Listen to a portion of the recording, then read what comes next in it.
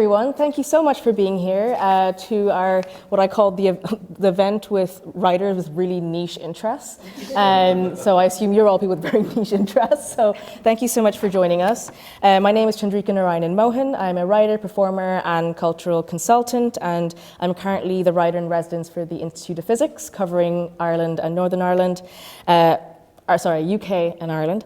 And as part of my program, in addition to creating a series of poems about physics research, I get to do a really cool program of events, and this is one of them.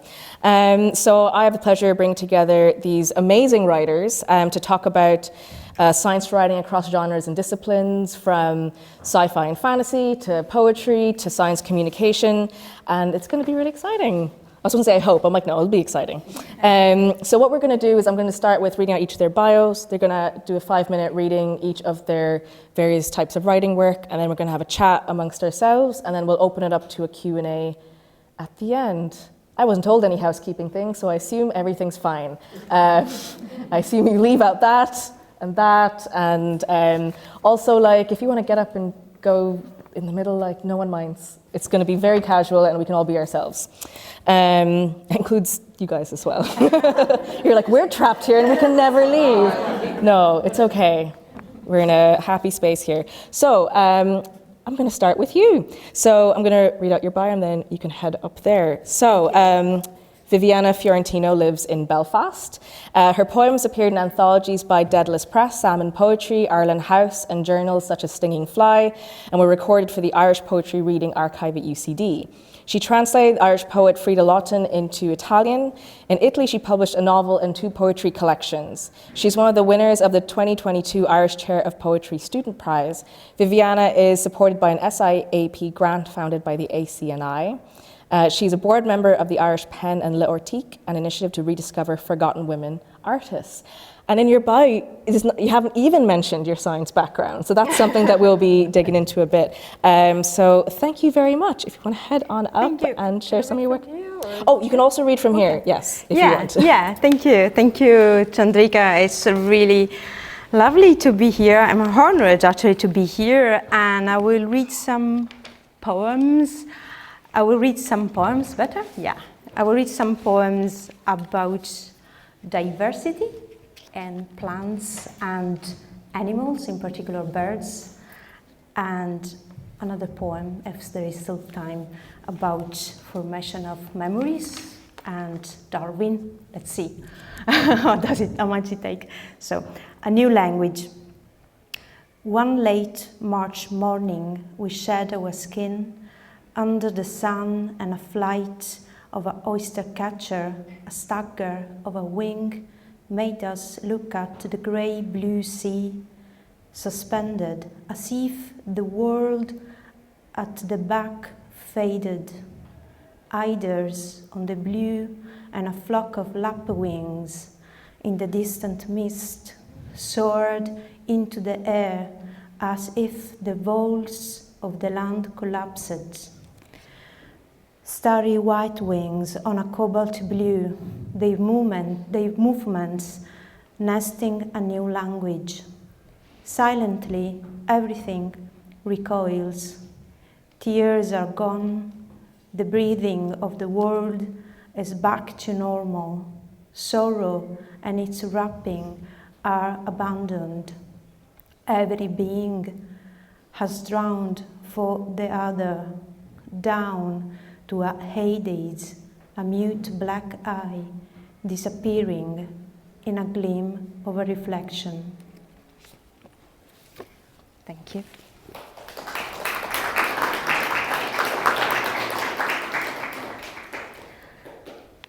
A summer place. A summer many years ago, we stepped backwards into the river. We smelled flowers, meadows with above a patched skies fast open and close, your fingers painting on the surface of water, the ryegrass bowed to the ground, offerings to the millions of tiny organisms. On the river bank, blue-eyed grasses, anemones, aspens, poppies waved promises. Anemones, Pliny said, talk in the wind, and aspen trees too, for they are singing the absence of what they have seen. Invisibly, we too made a promise, buried and finished moments, in an underworld of decaying matters, breaking down, remixing, being reborn.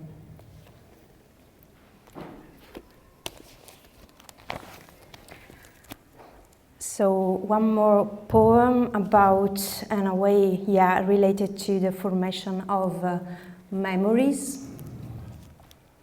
Childhood. It's time to move. You place your old toys and boxes, a Tetris game of wedging in teddies, Legos, wooden trains with loads of tears and laughs, books full of nursery rhymes, a striped sock monster, an origami frog, a red pen cup, a Barbie boot, a mouse puppet you sewed with a plastic needle, a sequin, rainbow flower buttons, green and blue glass shards, twigs and sticks, papery lichens, minute shells with what we once collected on a sandy beach. Now you are turning 12, no need to store old passions, to gather dust in the new house, better to seal and give them to charities. Our body cells renew continuously.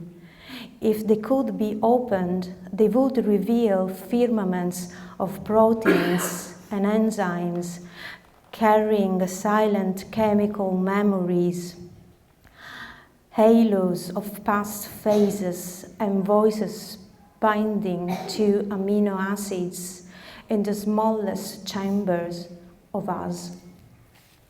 Thank you.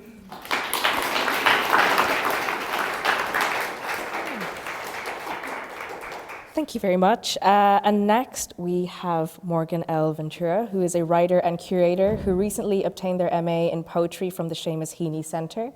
Currently PI of a digital repatriation project funded by the University of Exeter's Imagining Futures through Unarchived Past initiative, Morgan also holds a PhD in anthropology from the University of Chicago. Their short fiction and poetry have appeared or are forthcoming in the Magazine of Fantasy and Science Fiction, Lackington, Strange Horizons, and The Honest Ultiman, amongst others. Morgan's research and writing has received support from the Fulbright Hayes Bellin Foundation, American Philosophical Society, Chicago's Field Museum, and Poetry Day Ireland. A pattern you're going to hear is that everyone has desperately impressive bios and do a million interesting things, so it's going to be really exciting to ask you about all those things. So Morgan, we'd love to hear some of your writing. You're free to go up there or talk on this. Yes. I'll give this a try. Thank you so much. So I'm also going to read 3 poems that are about archaeology, history, the seen and the unseen. This one's called Lessons in Seismology. Earth shook Mexico City September 19th, 1985, twisting city innards, devastating water supplies. Popocatépetl loomed against neon sky, spitting smoke on the horizon. It happened again exactly 32 years later, a sort of lesson in seismology, or perhaps cosmology. As cement rained down and screams sliced air, the roaming abyss of the Earth's belly made itself known. A traffic light leapt into the park, melting into ravished Earth, while historians reminded everyone, we built a city on a swamp, on the edge of a tectonic plate. Which is to say that Tenochtitlan was a terrible idea, even if it was ordained. Amidst the tyranny of raging stone, I caught the Earth's ruby eye peering up at me, from its conflagrated nest nestled between crumbling crust, jagged edges. Eye inside jaws, inside belly, inside beast. Its trembling could be laughter, I thought, so I bent down on my knees to ask our shaking hearth, what kind of God are you? And the Earth shot back, what kind of God are you? Human ingenuity is dreaming the outrageous or forbidden, hands and minds stubborn eternal, which is to say, Mexico City sinks 20 inches every year.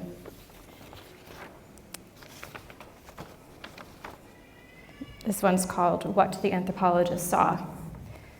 It is the wee hours of the morning, and on the walk home from the discoteca, we see 3 armadillos sitting with a Ouija board, so I vow to never drink mescal again. The devil lives in the cave behind the fortress. It's true, I have seen him, flocks of soot-black goats, but even the Prince of Darkness can't explain why armadillos would seek out otherworldly services. This is the land of the dead, and I am always afraid, Meg shouts before barfing on the saguaros outside my room. She says that she sees spirits, and they are becoming more rowdy as the dig proceeds like a procession, fueled by dual processual theory.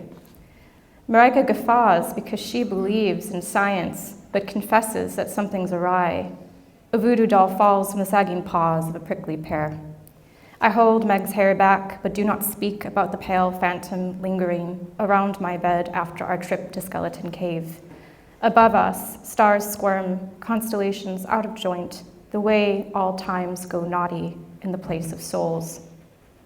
Should we call them apparitions, once recorded by the Jesuit missions? In Zapotec, there is no word for ghost. And this is the third one, Between Joy and War. After the dig, I haunt Oaxaca's candied core, wandering down secret corridors. Traces taunt me everywhere, lone brick of ancient temples, sandwiched between one time and another. Golden light floods paths revealing tricks. Kokihani tries to distribute blessings, thwarted by what is only an invention, as the anthropologist Margaret Mead once lamented. Higher into hills and restless mountains I climb and resist. Above the city, Oaxaca's undulating valley, shocked with green and magenta. I pace before Montalban's famous pyramids and dancers wondering, are they dancers or are they prisoners?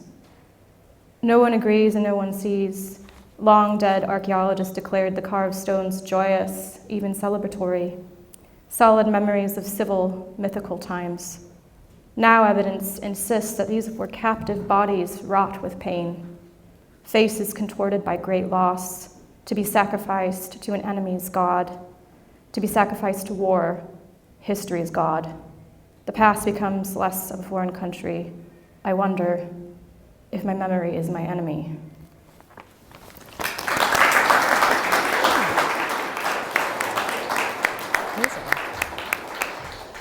Thank you so much. So far we've covered nature, biodiversity, amino acids, ghosts, memories, archaeology, and that's just with 2 of them. So next up we have Dr Carolann North, who is an independent researcher and poet in Northern Ireland and co-investigator on the 2022 Books Beyond Boundaries NI project, which fostered diversity in speculative writing. Her specialisms include identity politics in science fiction and fantasy and contemporary American literature, and is recognized internationally for her creative and academic publications. You have the choice of where you want to go. You're going to head up there. I'm going to break the nice set we had going, mainly because I can hide behind this, which is kind of nice. As Chandrika said, I worked on the Books Beyond Boundaries NI project, which was a great honour, and it was about increasing diversity in speculative fiction.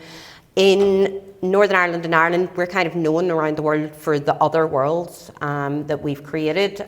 So we think Jonathan Swift, we think Bram Stoker.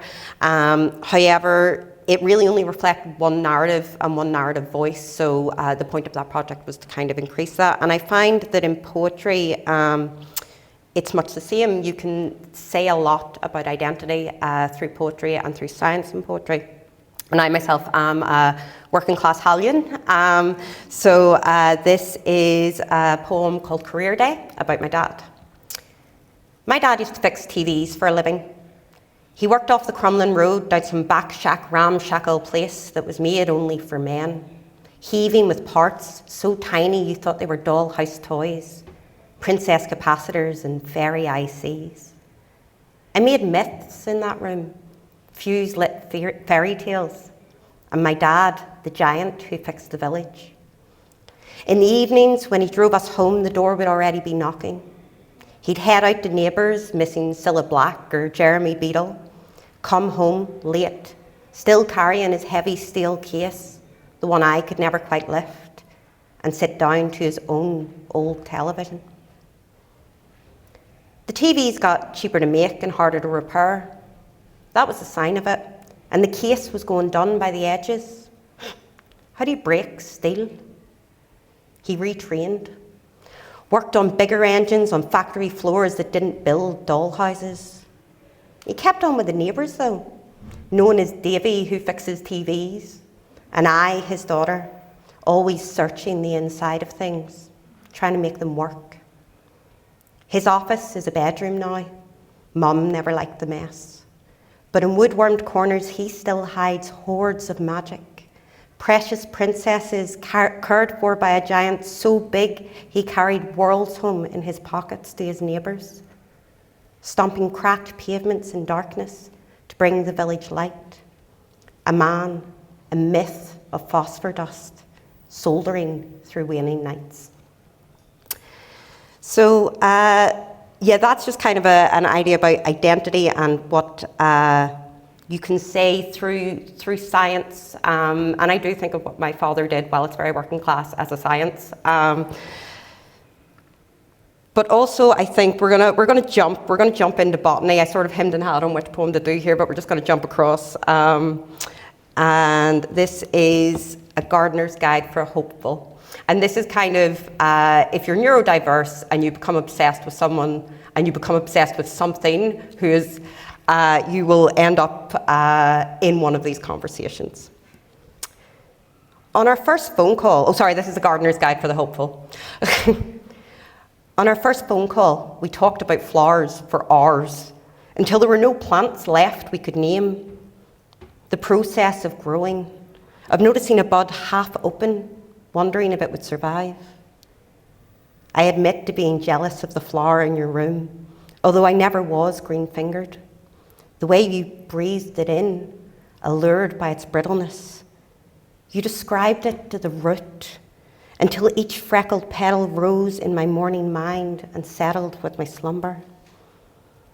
I told you I had no favourite flower, but this is not strictly true. I like something that never dies, even after it's been long forgotten. I misplace so much of my time.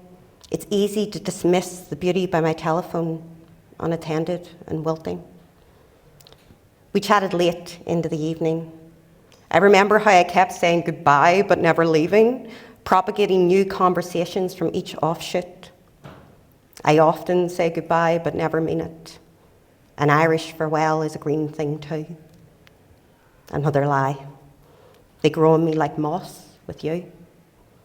The truth is, I'm scared of the words blooming on my tongue, invasive and prolific. I trim the end of each conversation 3 words short, but I feel it spreading. A flower I cannot yet name, except to say the stems are tender and the fruit is hard to keep. And the last poem I'm going to finish with is sci-fi through and through and very stupid. But the reason that I'm finishing with it is to show that poetry doesn't have to be this big serious thing, and certainly poetry and sci-fi doesn't have to be this big seriously thing. So my girlfriend, then girlfriend at the time, had a very bad day and is just as much of a nerd as I am. So this is Geek Love. I can be the Worf to your Dax, or the Kira to your Odo. Or if you're Spock, I'll be your Kirk, and we'll fanfic love eternal. I'll play Pepper to your Iron Man, or your Loki to himself. You be Parker, I'll be Mary Jane, and we'll swing off somewhere else. I'll follow you through every world. The sky is not the limit, because any universe is home when you, my love, are in it. Thank you.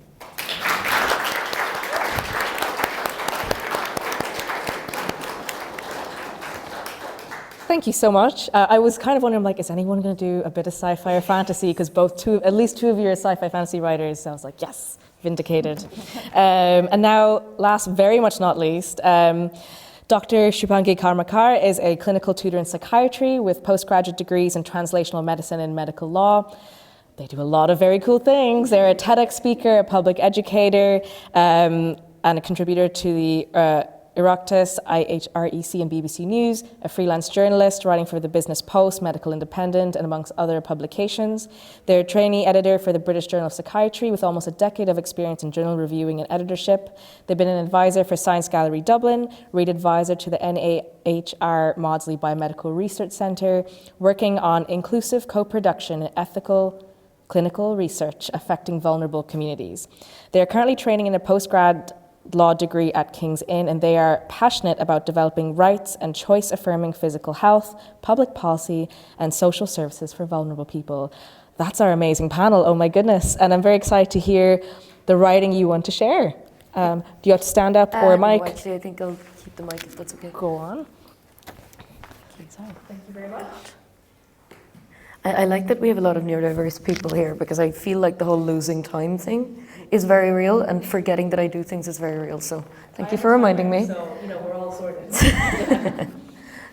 So my work is a little different, what I wanted to share with you, and I think that's as well because I think if I shared any of my poetry after all of yours, I wouldn't stop crying. Like, they're all very thoughtful pieces. What I wanted to share with you is back from my time as editor of Trinity's Student Scientific Review. It's a multidisciplinary journal encompassing pretty much any science you can think of. And while I was editor at the time, I was working on scientific ethics and some research in medical ethics. And we decided to set up a medal for scientific ethics in the journal because I think it was important not only to do science and by means of science interrogate the world, but also interrogate what the purpose of science is and how we develop it in all its various forms. Okay. So this is the introduction to the first award that we gave. Letter from the editor, starting with a quote from the very, very wonderful Emmett Ryan, now my wonderful partner. The key challenge is working out whom you are talking to. Whom do you want to be moved by what you are writing? That is whom you need to write for. If you do that, you can work out how they want to receive the message, not just how you want to say it. Emmett Ryan, guest judge, connected editor, Business Post. Agus Sachardella. It seemed fitting after 5 years for the Trinity Student Scientific Review to explore new avenues for young scientific minds to make an impact on the landscape of ethical, accessible scientific communication. As our authors have undergone the editorial process with their reviews, the future direction of the journal has undergone a similar iterative process in parallel. Our intention for Volume 6 was not just to recruit the best contributors in our customary tradition, but to optimize sharing our principles of reasoned analysis and critical thinking and scientific inquiry that underpin every review, with a broader audience than ever before. We were most fortunate to benefit from the Student Open Access Project, broadening our horizons with regards to how to democratize academic knowledge through open access publication. While scientific writing contains a plurality of objective facts, our experiences this year through the TSSR, as well as learning from scientific journalism and public engagement, fed directly into more structured editorial adjustments to our peer review process. They made us increasingly cognizant of how language saturates the gaps between figures and formulae with subjectivity. How interpretations affirmed by historically biased citations further entrench old biases in the guise of new scientific arguments and persuasion, and how despite being openly accessible, jargon makes academia forbidding and othering to engage with for many curious minds. In concert with assessing sound logical consistency in mathematical reasoning or statistical analysis, we began evaluating contributions from the outset with greater author and reviewer guidance on inclusive language and citation quality, emphasizing the importance of science for more than science's sake, acknowledging the globally interlinked cultural and social and commercial contexts amid which scientific inquiry is undertaken. To situate the outcomes of our critical reasoning a little further out into the real world, just a little beyond the university gates. There remained one avenue that the TSSR has thus far left unaddressed. It felt timely, faced with the imminent danger of a post-truth world, where insidious agendas are conveniently arrogated this air of intrinsic superiority to fracture society along the lines of public versus experts, to instill in the journal a precedent of encouraging excellence among those curious to examine the discipline of scientific ethics in itself. And so I extend immense gratitude to every author, and particularly to the inaugural winner, who submitted essays towards our inaugural medal in scientific ethics, a space for short contributions on matters ethical pertaining to how science and technology applies to challenges faced by every person in the everyday world. This space functions differently to other reviews. The format is briefer and more narrative, deriving its bases of reference both within and outside of scientific and ethical theory. And it evidences its arguments with real-world applications and developments in science and technology.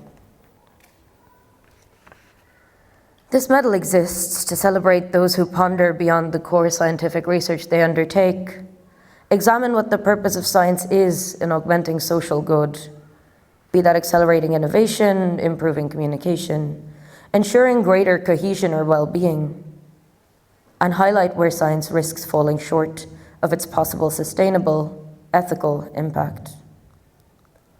Our inaugural submissions focus primarily on the contentious growing role of artificial intelligence in medicine, where I would like to thank our guest judge Emmett Ryan for his generosity of his time and insight and attention.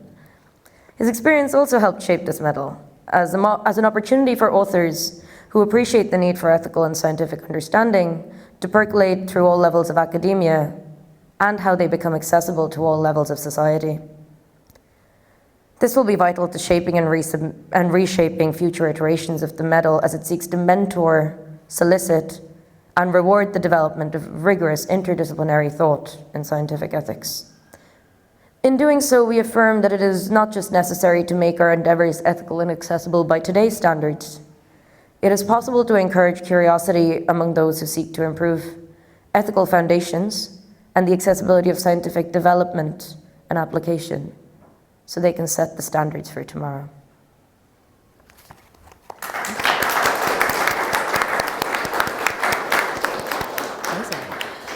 Thank you very much, and that's definitely something that we're going to circle back to, because I think the idea is that, I know the title of this event indicates that we will be talking about underrepresentation within our various fields, but I suppose the main goal was that I wanted to get a bunch of us from different backgrounds to actually talk about what we care about, rather than just talk about diversity and underrepresentation. But it's great that you started with that, because those are all really huge, important topics and questions and biases that are actually in all of our sectors. So we'll circle back to that at the end, but first we're going to nerd out about your work. We'll do that first. That mic is yours now. Can anyone actually hear me? I can't tell if this mic actually works or is on, but if you can hear me, I don't mind. Everyone's fine? Okay, grand. Perfect. So we're going to start with you, Viviana. We'll go down one by one, ask you a few questions, and then we'll all have a chat. So you are a poet, translator, novelist, but you also have this past career in researching biodiversity. So tell me a little bit about how science has been part of your writing journey. Okay. So a little bit of my story. So basically, I came here in Northern Ireland as an early career researcher in biodiversity. So my research focused on genome and which are the genes that are responsible for the amazing biodiversity that is around us. At some point, I quit that career and I changed path, so to say. But that time I was already writing. So I think writing, especially writing poetry and science, were two aspects of my life that have been always with me. I guess that's kind of due to my parents. So my father was a person that during my childhood was always with me in the countryside, searching for fossils and plants and animals, and my mom was the one that was reading me poems all the time. So these two threads were kind of always with me, and I think that although I changed path and now I'm focusing on arts and writing, in a way, I know it is weird to say, but I'm still doing the same thing that I was doing when I was doing research as a scientist. And I think there are some aspects that are common aspects between science and poetry. One is for sure what Elizabeth Bishop calls talking about Darwin, self-forgetful concentration. So you focus, you concentrate, you observe, and while you're observing the world around you, you have to, in a way, forget a little bit about yourself. And I think this is something that we really need when we write poetry, because we are like kind of observer of the world, and we have to translate this world around us in words. And the same when you're doing research in science, you have to focus and concentrate and observe the world around you. And if you want to really observe the world, you have to forget a little bit about yourself as a person, as human beings. And also another aspect that I love of these two threads, science and poetry, is imagination. I guess every scientist has to, first of all, doubt about what is observing. So you constantly have to put in doubt what you are observing and ask questions and questions. And from these questions, you start to imagine something different. Maybe what I'm saying, what I'm looking is different of what I presumed it was. And the same in poetry, you have to imagine, starting from your observation of the world around you, you imagine that the world can be different. And so you put that in words and let the people see the world around you from a different perspective. So yes. So that's really interesting that you kind of took the scientific method into your, like, investigative part into your writing method. But also I saw that some of your recent poetry, you're actually integrating tangible pieces of nature, flowers, like sort of putting that into the physical pieces. And I think, were those the ones that went to the UCD archive as well? Do you want to tell me a little bit about how you're bringing together biodiversity and poetry in a very almost like literal form now, more recently after this whole journey that you've already been on? Yeah. I was saying to a friend of mine just a few days ago that my mind is compromised by science. So I cannot avoid to look at the landscape, the nature around me with that scientific mind. So if I walk and look here in Belfast, I just, something behind me is naming the birds, is naming the plants. And I have to say that this was kind of a survival skill as a person coming from a different country and talking different languages. I changed various countries, and then at the end I came here, and in all these movements, movings from one country to another one and changing languages, having that names that were the same, the common language that was the scientific names was kind of important for me, because it was a way to recognize the nature around me, but also to ground to something. So yeah. That's absolutely brilliant. Pass it on. Thank you so much. And now we're going to go on to another poet on the panel. And it's actually interesting going from sort of observational ways of looking at nature and history. We're going to talk about anthropology and archaeology, which is a lot about observing the stories that came before and then weaving them to stories after. So as a poet, researcher, and anthropologist, can you tell me about, I guess, the role of your research areas, archaeology and anthropology, in your poetry? And we heard a little bit about that already through your poem. Yes, well, actually, I think Viviana just said it really well, that her mind is compromised by science. I think my mind is utterly compromised by anthropology and archaeology, and when I look out into the world, I cannot stop asking how or why, or sort of kind of drawing on my past experiences doing research. You know, I began doing archaeology and anthropology when I was about 17 or 18. You know, I interned at the Field Museum in Chicago. I'm from around Chicago. And I had always wanted to be a writer and poet, and my parents had said to me, oh no, don't do that, you'll never make any money. So I chose anthropology, and lo and behold, also did not make any money. So it was a sort of, I guess I'm kind of going off track here, keep going. But it gave me this, I think, different perspective in the world, and it taught me different ways of relating to other, you know, to people, to non-human beings, to more than human beings.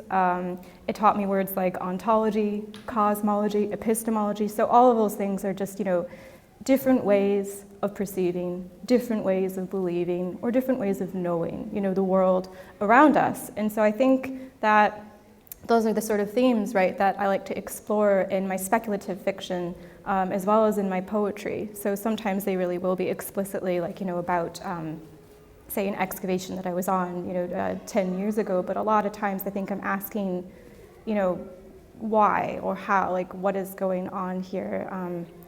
And I'm interested also in the unseen, because archaeology, I think in poetry, shares something too, whereas they come. So in archaeology, you start from the point of the known and you move towards the unknown in the process of unveiling, you know. Whereas poetry, it's like you start from the unknown, you start from deep within you, and you move outward, you move to a point of knowing or realization. And so it's that, where those two things meet, that I find a lot of satisfaction in practicing both, I suppose. Yeah, I mean, and also you already touched upon a little bit, so you kind of beat me to the question, but I was going to ask a lot about, you know, your science fiction writing and your SSF writing as well, and how your scientific research areas are a part of that process. Yeah, no, it's, sorry, I should admit I'm also jet lagged. I just got off a plane. I thought it was just general, like, humanities exhaustion, which is very real as well. You're like, that is a big question. I think there's like a lot of resonances between science fiction and between anthropology, I think I should say. I mean, we all think of, what is it, Ursula, you know, K. Le Guin, who was the daughter, you know, of a famous anthropologist, Alfred Kroeber. And, you know, I have this, like, I think brilliant quote from here. Can I read it? Here's what she says. Science moves us away from the center of things. You find out how unimaginably old the earth is, and you feel sort of dethroned. And I think that I want to, like, put a pin in that and think about it, because that's what informs, or is the backbone, I should say, of a lot of excellent social science fiction, or science fiction that has teeth. Because what speculative fiction does is it decenters, you know, the things that kind of constitute, you know, our world. And anthropology itself is invested in doing those things. So when I write speculative fiction, I tend to gravitate towards alternative history, like kind of reimagining the past in order to sort of think through that in the present, so we could then actually reimagine better futures. When I write, I often think about botanists and the role of scientists, and then because those are things that sort of structure our society. Actually, that's perfect, because I was like, and now we get an Ursula K. Le Guin quote. I'm so happy. But yeah, it's like, I read the Earthsea series, and now that you mentioned that, you know, anthropology was a big part of her upbringing and her sort of knowledge base, that now makes so much sense because of that very I don't know, feel sensible way that she approached world building, that it made sense, it made social sense. It wasn't just colonial centered, it was just an investigation into an existing world that she dreamt up.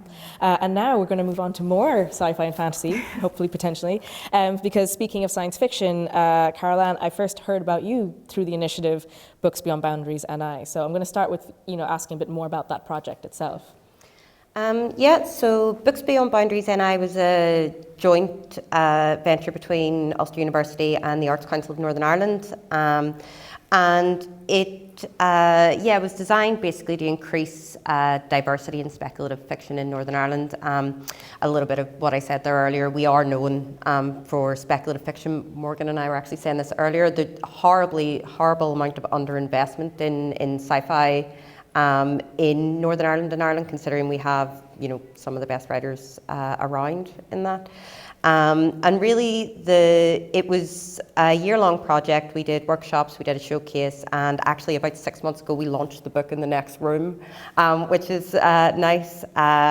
We had writers who had never written sci-fi and fantasy before, absolutely love it and take to it. We had writers who had never used English, they have English as a second language, but never used it for fiction, had only used it for work.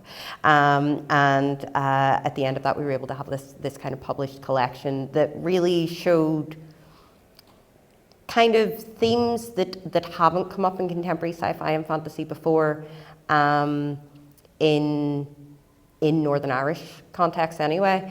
And I think that in itself was wonderful, That's brilliant. And sort of like in terms of your own writing as well, like tell me about how, because I just saw you work with identity politics and storytelling through that. So tell me about how your work with identity politics in science fiction and fantasy writing comes out through your own practice. Yeah, I think I lean, I was saying this earlier as well, I lean more towards fantasy than sci-fi, if only because I daydream far too much. And I think it sometimes is easier with poetry to lean into fantasy.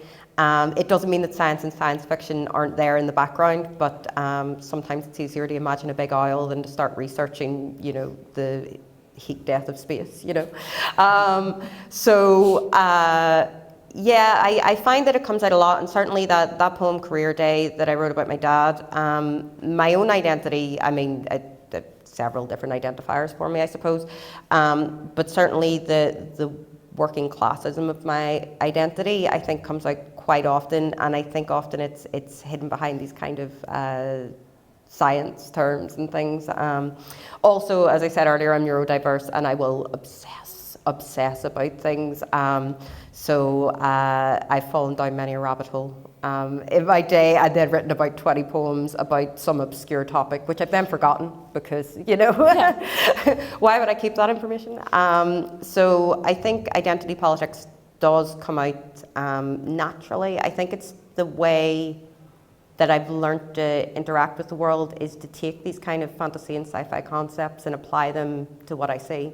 And poetry is a great vessel for exploring the self anyway, That's brilliant. I mean, even you just saying like the heat death of space, I'm like, that's a poem title. Yeah. And like my literal job this year is to write poems about physics as part of my work. And it's like, yeah, physics is so naturally, when you describe science, it's so poetic already. And there's just like a dearth of information to come with it. And same when it comes to sci-fi and fantasy, there's too much to work with, and it's all brilliant. And finally, Shubhangi, now you have a very clear, strong background in science writing and editorships, but you've also mentioned your focus on science communication for a non-academic audience, to be a science writer people emotively connect to, and that's really important. So tell me about that journey.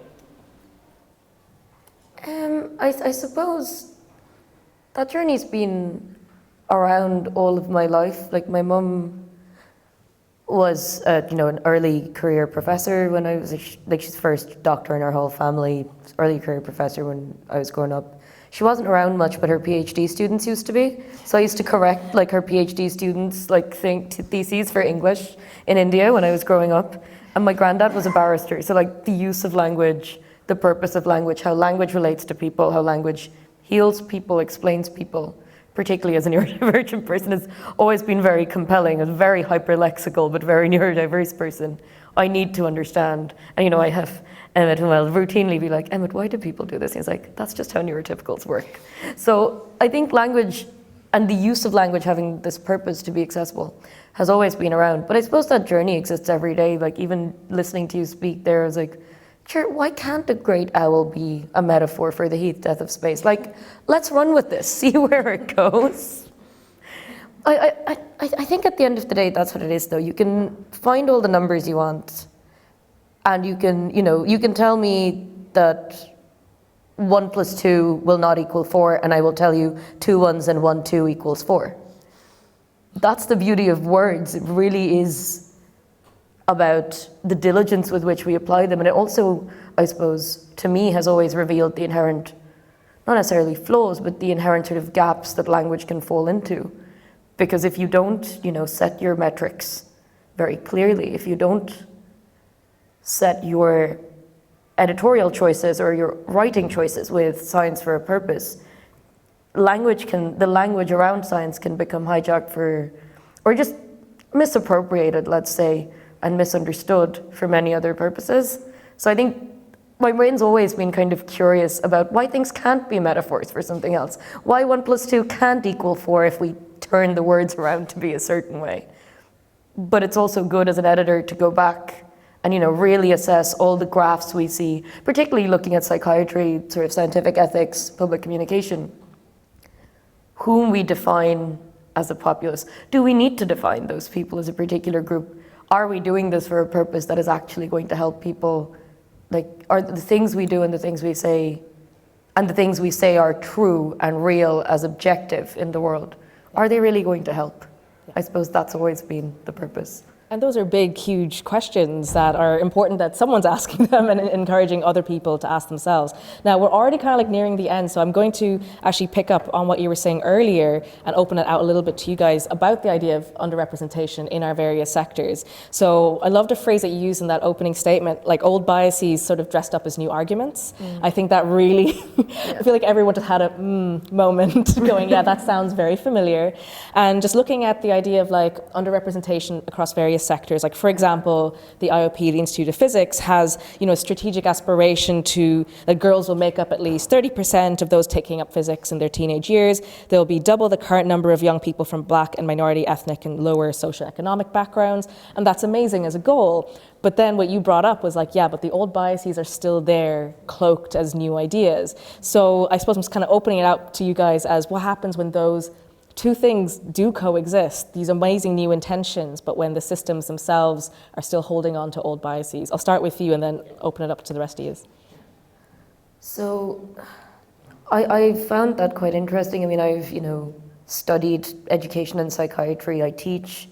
I see these biases come up to me again and again, and they are systematically there. So I suppose one of the things that I did in the journal, which is maybe a model, it's a model that I generally espouse for wider science accessibility anyway, is looking at that purposefulness piece of not even saying, what happens when we encounter a bias, but saying, look, we know they're going to come, anticipate them and deal with them. So like one example that I use in editorship is always, when we are citing people, do we realize that science has moved on? Like all of our work, particularly our work touched on, the fact that there are other ways to look at the same facts. Like, do we really need to, in this current world of molecular genomics, still reference, Watson and Crick discovered DNA, or are there better people? Are there better scientists? Can we give note and purposefully cite people whom other people can look up to, people whose journeys are role models, not people who are just like the token ideal, like, the woman who is an ideal, who is just a face for all the other past biases. Can we actually promote role model lives in science that are worth following? And I think that's hopefully something that people take away in editorship and what they write and read. And yeah, it feels like all of you are like, we all have a few takes, so I'd love to hear what anyone else has to say. I think certainly in my role and the things that I've done, one of the most important things that I find is that yes, we can have all these great ideas, as you say, we can have these lofty goals, but if we don't do anything to address the underlying social inequality that exists there. And certainly in my time as a lecturer and in various other projects, I've seen time and time again, it's been a matter of, oh yeah, no, we're looking for representation, we're looking for everything else, but the moment that someone can't afford, or has childcare, or has a language barrier, it becomes too much of an effort for the bodies in charge. And I think it's important for any of us who are in those kind of roles to recognise those things before they happen. And just to give a quick example of this, the Books Beyond Boundaries, when we originally launched it, we didn't get that many responses. And I couldn't really understand why, because I was passionate about this project, thought it was an amazing thing. And that was fine. I was like, okay, this is all right. And it was actually a friend of mine, a lovely girl called Anna, who is Chinese, and I had showed her the flyer, and she said, that's great. I don't understand half of the words on this flyer. I said, you don't understand? She's like, no, a lot of these words are just, the third tier of, because I was writing academically, and I hadn't considered for one second that English as a first or as a second language would be an issue. And we redesigned the flyer, and the response we got was amazing, and we went into community groups and we learned to consult. Now that was lucky that happened right at the start, but I think it's important for universities, for everybody to really consider, if they want to meet those goals, well then they need to change. It's not a matter of just saying it, you have to actually figure through and do it, Amazing. And Morgan, I see some notes being taken, so I want to hear. Oh gosh, there's so many thoughts. And then I have to isolate one thought because we don't have much time. So I might actually speak to the jargon thing that you bring up, but that also kind of because what it does is that, the academy, it's like an ivory tower. Like, people talk about this all the time, and I came from a very working class background, actually being on food stamps in high school. And then basically after going to a public school in Chicago, University of Illinois Chicago, got in on a full scholarship to the University of Chicago, first person in my family. A huge deal, a very elite, prestigious, almost like an Ivy League. And when I was there, I never felt like I could belong, because they spoke a language, they spoke English, but they spoke a language that I did not understand. And they were throwing around these terms, but then shutting so many different kinds of voices and backgrounds out. So despite the language of diversity, equity, inclusion, and they were like, we want more representation, we want this kind of diversity in our 20-person cohorts every year of grad students, they couldn't deliver on it, they couldn't retain. And actually many of us who they did admit then, who came from these different backgrounds, we may have finished, but most of us actually made the active decision to not continue on in the academy. And I have found that places like science fiction are so much better about these things. It's the first community I ever encountered that encouraged me to think actively about my identity, how do I identify working class, divergent, etc. So I could go on, but that's the big thing here. Viviana, how about you? Yeah, I would reply to this question talking from the perspective of Ortique. So this blog that you mentioned in my bio, I founded with other 7 women this blog, an initiative that is about forgotten women writers. So we basically research writers, female writers that have been forgotten, like they were maybe famous even during their life, and after their death, poof, they disappeared. And many of these women, including the one that they translated, the Irish writer that they translated into Italian, Freda Laughton, basically there were women that didn't, for certain reasons, conform to the society or to the times that they were living. For example, Freda Laughton wrote many poems about the female body, like the sensuality of a pregnant woman, and that was completely, how to say, out of place in her, in that times. She received a lot of critics, although she published in a very good publishing house at that time, that was Random House. So I guess from my perspective, even today, we think maybe, yeah, now there is space for women, for publishing and for everything, but I think it's not, because our society is the society of mainstream, is the society of belonging to a community, so like social community, so you have to, in a way, again, conform whatever it is. And even if now we talk about genders and anything that is not conforming, still it's like, how to say, fair play. So like we talk about these things, but what's in practice, what we are doing, and yes, are we really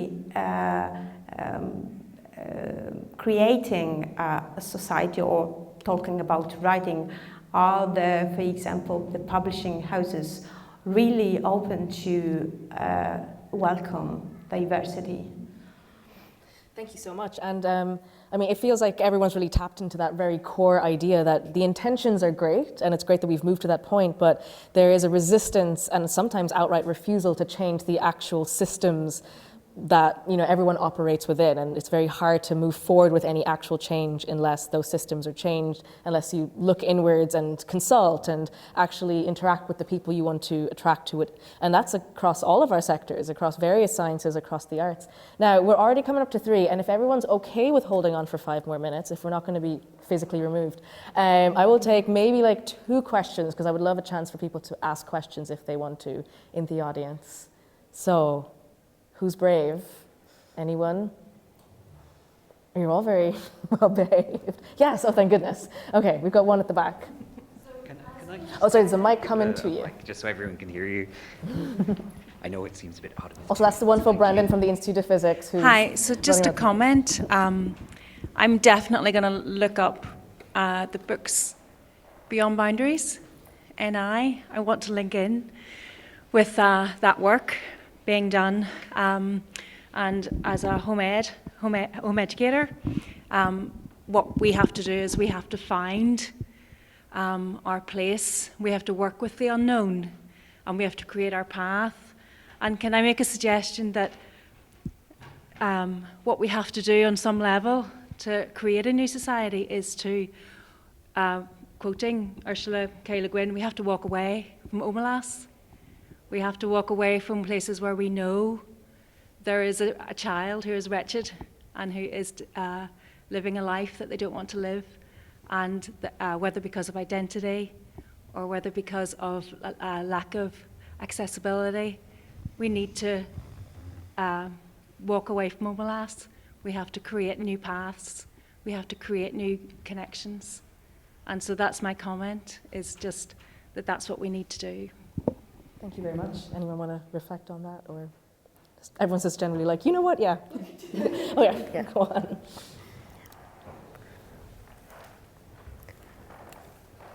I think that that's really valuable, and to be honest, if what any of us have said today has affirmed that belief, then I think we'd all be pretty pleased.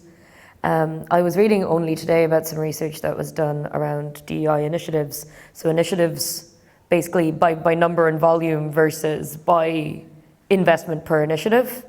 And, you know, in an assortment of multidisciplinary scientific sectors, this is at higher level, this isn't necessarily in the primary education sector, there is just this multiplicity, there's thousands and thousands of DEI initiatives which never really go beyond being like the face, because they aren't funded beyond being the face. And I think the recommendation that came out from that research was basically to say, you know, don't do 8 billion things, which as an ADHD person, I'm not sure if I believe in that, but like, you know. We're so good at doing a billion things. I know, exactly. But, you know, when it comes to things like, you know, making sure that things are tangibly better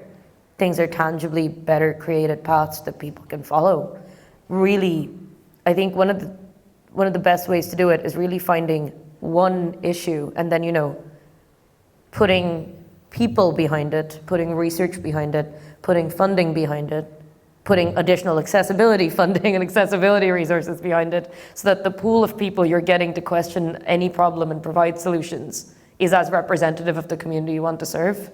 I think it's only when we get those, and those things do take money, they do take time, they do take people. You can't possibly have 8 billion of those, but that's kind of the point. Yeah. Like if you made one thing your hobby horse at a time, I can hear my doctor saying this to me and I don't believe it. I cannot do one thing at a time, but I think when we come to an institutional point, if we are going to create those paths, we really need any initiative that has a purpose to really meet with the resourcing to be able to do it. And any person who wants to make that change, to be able to access groups and initiatives like Books Beyond Boundaries, because once it exists, once it is kind of being spoken into the world, we need people to kind of take that message on and keep working on it. Absolutely. Thank you, and thank you so much for your comment. Another question? Oh, now everyone's excited. I'll start. You had your hand up earlier as well, in the purple there, in the beginning. Sorry, there's a mic there. Yeah, thank you. You're all talking about diversity and change.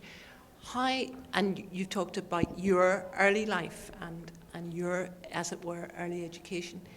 What did the panel feel?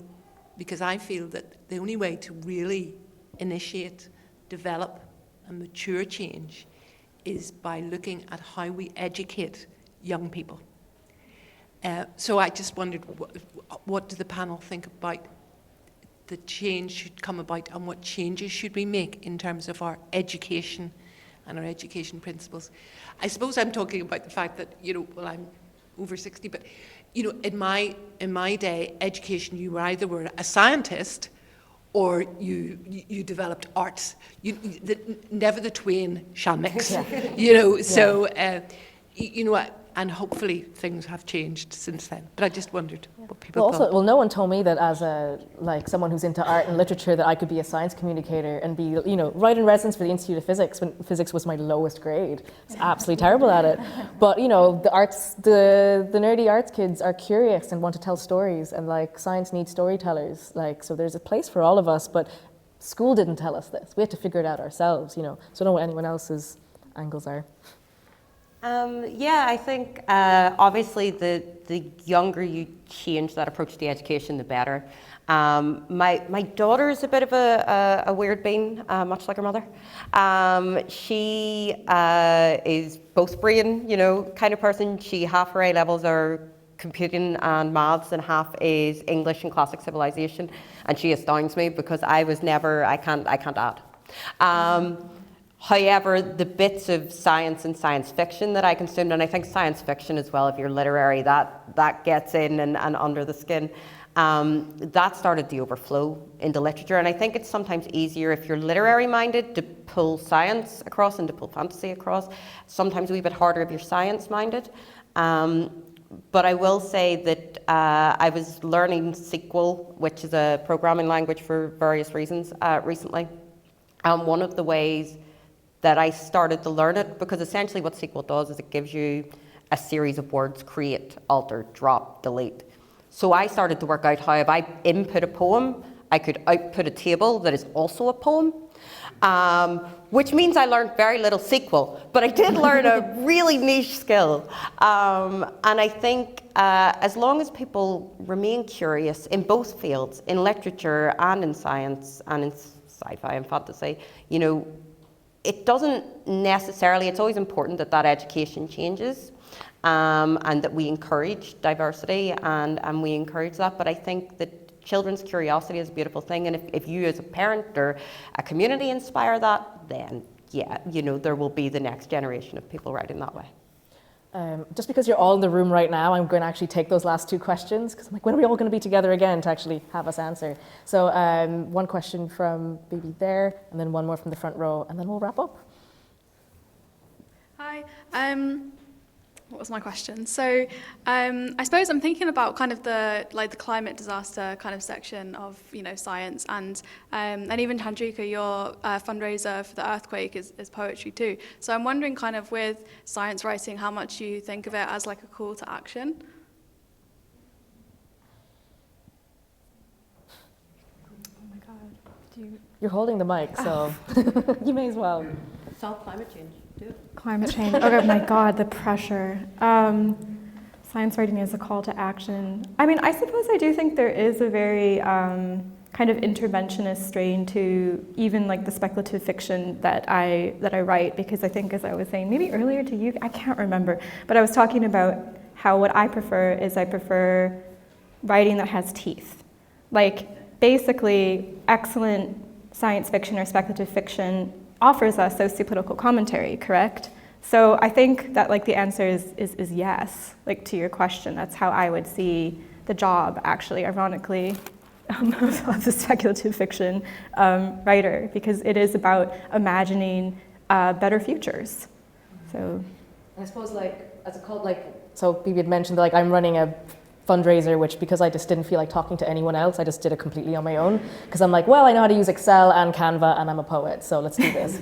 And yeah, it was the idea of getting people to request poems, like love poems for places. And the idea is because I went to high school in Turkey and I know Turkish people, and a lot of the narrative is like those poor people over there with their terrible earthquake, whereas I know on the ground is that it could actually happen to any of us. Most of the issues are from government negligence that we are very much familiar with, especially on this island. So the whole point of that poetry was to be like, you know, people in Turkey and Syria also fall in love in nightclubs and that nightclub's gone. You know, like just placing memories in those actual realities instead of the NGO narrative, which is important for fundraising. But I mean, for me, that was my way of doing it. It's like, poetry, like loads of other, we're writing, storytelling, is this creating a bridge of empathy between demographics of people who might have assumed that someone's over there and actually they have a lot in common. And I feel that the core of diversity myself is the urge to help your mates and your peers and your equals rather than helping the other, which is, you know, subliminally the lesser. So for me anyways, diversity is like opening up your friend group and the people you actually care about is what's actually going to help enact the change. Because as long as you're trying to help the people over there, it's never going to have the same impact and punch and sustainability, I feel. I was going to say as well, from like having done bits of, I suppose, journalism like across all sorts of sectors, like my writing is random and bizarre at times. I think one of the things that I've noticed as a common thread has been, you know, writing as the other, you know, writing like we were saying earlier, you know, we're doing this like as an underrepresented person for underrepresented people rather than just writing about things that should matter. I'm a diverse person. I know, I contain multitudes. And like I can hold more than one thought in my mind at a time. Wow. This should not be as uncommon a notion. It was basically a lot of writing, and I think that's really essential. I think it's really essential when we're developing writing as a call to action. Certainly I see it in academia because it's so hard to make people understand that what they're saying is already a call to action. Like when we, like the intention behind the things that we question is already a call to action. When you're trying to like train scientists of that or in that literary perspective, that's really hard. I mean, that's why I think, you know, no kid should ever do science without English in their education. Like I straight up refuse to do science if I didn't also get to do English. I wouldn't be the scientist I am if I don't interrogate the purpose of my work as a call to action for better change. I aim to study more ethical science and create more ethical scientists. I think that's absolutely essential to climate change as an anthropological problem, as a human problem, as a problem of health and disease, and a problem that very much threatens not just, you know, the furtherance of us as a people now into the future, but actually like what potential we are limiting for the people who will be there after us in like 100, 200 years time. So I think it's absolutely vital to develop good writing and good science writing as a call to action. And I'm just going to take one more question because I'm very cheeky and I'm holding you all hostage for an extra 15 minutes. If you want to leave, you can. But one more question there and then we will close up. Thank you so much. I was just very curious, since language has been spoken as, you know, the means through we get all of this calls to action, and at least from what you've spoken, all of you have experience with maybe not the language that we think of when we think of poetry in English, or like high academic writing in English. Maybe having a second language growing up, or maybe coming from a working class background where the language is definitely not the same. I was curious about your experiences when we decenter that kind of high English in writing. Yeah. Who would like to take that? Your Viviana's like, it's my time. Basically, like, share our experiences. If you want to start. No, you start. So I think, thank you for this question because it's really grounded in my experience. I guess also language is very at the center of what we have said until now, also about environment and climate change. I think from one side we want to find a common language in the planet to create that solidarity that make us step ahead and forward for save the planet, so to say. On the other side, we want to also respect different languages that every culture has, every country has. So I think really it's two poles that tears off the thread. But I think exactly this kind of event gives us also an idea of what a language can be, because in a way we tend, of course, to be Homo sapiens, so human beings, and we tend to put us at the center, even already 100 years ago, with the revolution in science that we had with Einstein, but with Darwin too, we already put the Homo sapiens not at the center anymore, but part of this amazing web of life. Still, I think we are in times that the Homo sapiens is still at the center.